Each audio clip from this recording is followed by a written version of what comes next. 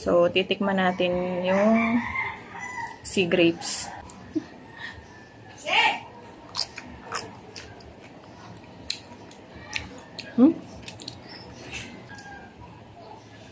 Okay naman yung lasa.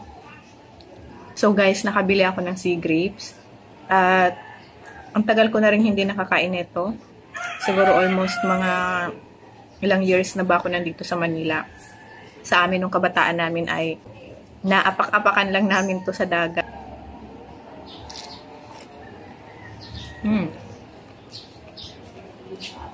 Pumuputok-putok pa siya sa bibig. So ganito yung magiging itsura niya. Kapag hindi na siya sariwa, parang wala na siyang tubig sa loob. Yan. So, pwede na rin. Yan.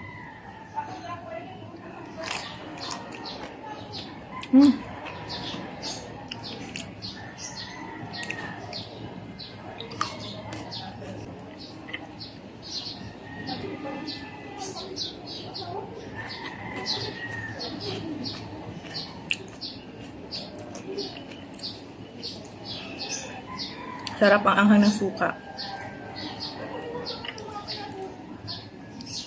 Yan.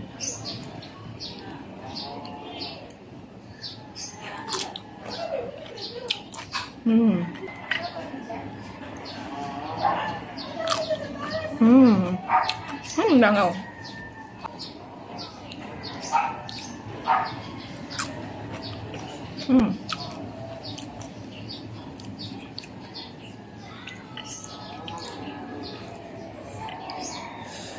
Ang anghang ng suka. Ayan, oh. Kamay-kamay na natin. Tayo lang naman.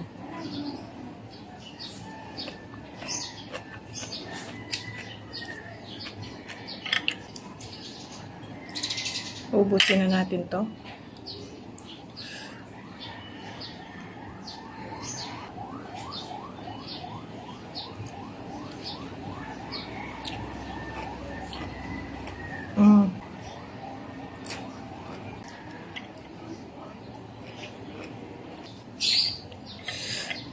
Yummy.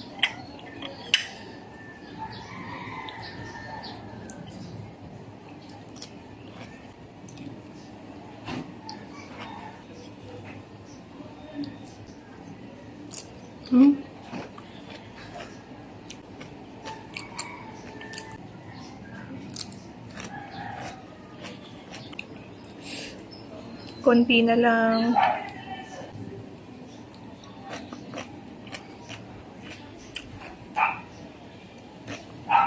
Last bite. Sayang yung suka. Gagamitin ko pa ito mamaya. Last bite.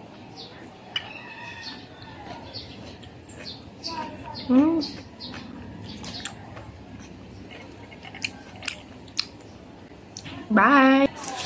Anghang.